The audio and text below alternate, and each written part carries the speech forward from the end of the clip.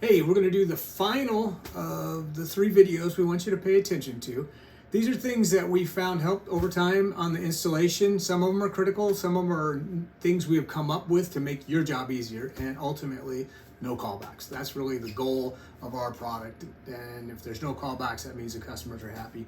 So we had the inside miter video. That's challenging, I will admit, and we knew that. And so this is the inside miter fully installed. And so we thought it'd be nice to be able to create a template. So at the bottom of this page, there are 4 PDFs. Each one of them is different. One is just the basic brochure. So if you wanted to give it to a customer, you could print it out. It's inside, gives them the pros and cons, and etc. Obviously, in every box is the installation and the warranty. Those are both on there as well. But the big one that we think is real big value, because inside miters are pretty critical. A lot of areas can't have diverters because of snow. Every region is a little different. But what we found is by putting the template and some pages sequential to follow, you just cut that out, right? Super simple. Just took a thing and cut it out. Then I just transferred it over to a piece of metal.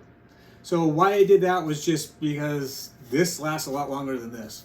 So easy to lay in, and it's obviously a lot smaller, because what you need is you need room, obviously, for these screws to attach and etc. So that inside miter piece, I don't have a solo one here that I thought I might, but nonetheless, you get the gist, right? So it's smaller, but this will lay in. This front part has a lip. It's important you recess this back. Our product, the one thing that I want to note, and even as you sell it and or put it on, they have pre-punched holes. Remember, we have the notch, the pre-punched holes, etc. Water has a capillary action on this at times. In a lot of the regions where you guys are going to get a ton of rain, you're not going to notice it. The rain volume, it almost attracts itself. It just goes in. But in areas where not as much rain, we in the Pacific Northwest, we don't get the big thunderstorms and things. So everybody gets the tiger striping and the driplets that show up on most of them, but a lot of customers aren't really cognizant, don't pay attention to it, aren't aware of it. The capillary action happens. That lip is important to draw that down in, but because of the surface up here and because of the whole volume, you're going to see more droplets. So you just are. But that's part of the shedding. Not a bad thing, but it may be a concern to some customers. So that's something you might want to say out front. But what we found is if you put the screws, and on the website, remember, we're offering the stainless steel 410. That's these. You just notice on all our samples, you're saying, well, wait, Dave, all your stuff is black. It is. So we use powder coat ones.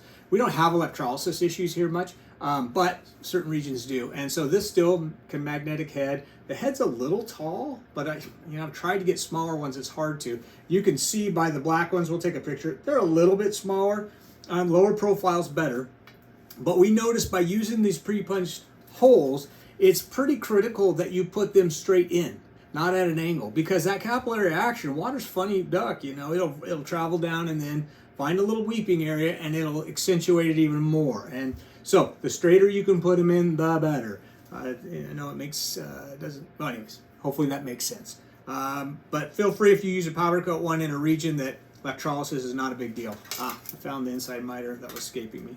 So obviously you can see it's significantly smaller, right? But we don't care. You lose maybe a little bit, but that's okay. You're going to have to deal with some things. These aren't usually 45s, most insides, because of the pitch, they just aren't. And so you have some manipulation room in there.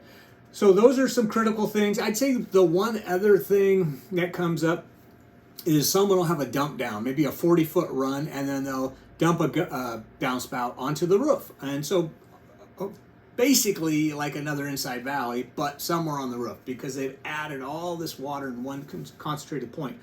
And so even though this absorbs an amazing amount of water, sometimes those can be a little much. So this is a very mini-me version of it, but all we suggest to do is take a normal piece, notch it.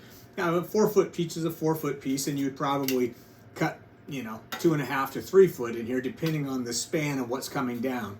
And then you take the same stuff and then just be able to pop it in there, right? The dog ear thing is just something that kind of hangs over the edges to give it a little bit of stability, but Same premise. You're just utilizing the screen section twice. It still has the ability to roll over the edge. So this is key. It doesn't happen a lot, but it happens occasionally. So those are some of the things that I think will make it just overall consistency better. Again, can't stress enough. I mean, these end caps and things, they're marked for 6K, 5K, fascia. They have dimple points, easy to notch. You kind of notch them if you need to. They're critical. I mean, your water can migrate into here on a slow rotation. You don't want it to overshoot. Looks clean.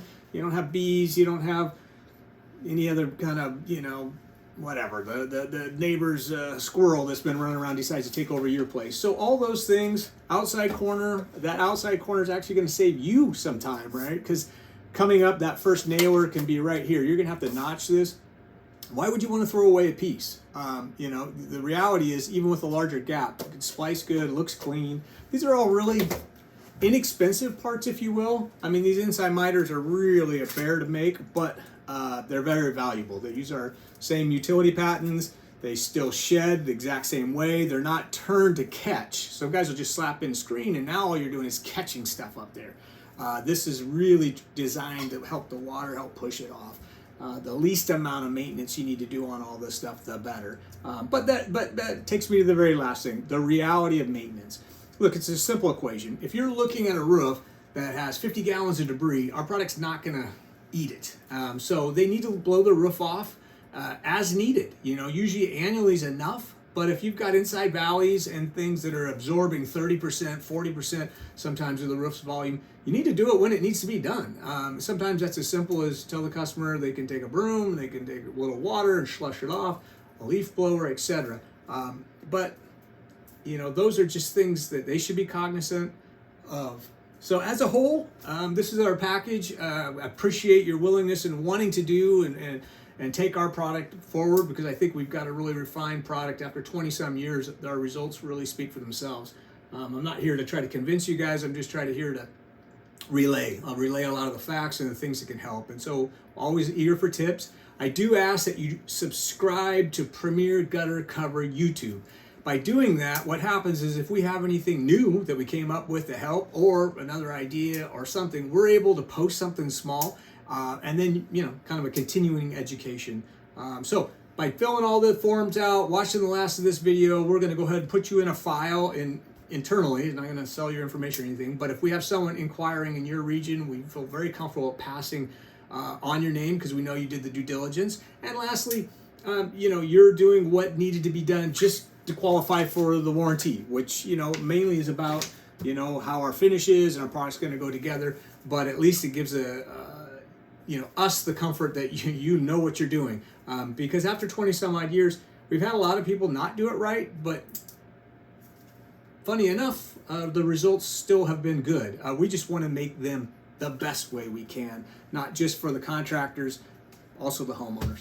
So again, thanks for your time. Appreciate your service, supporting Premier Gutter Cover, and hopefully the synergy for all of us is one that's going to be not only prosperous, but just helpful to the customer base that you have. Thanks again.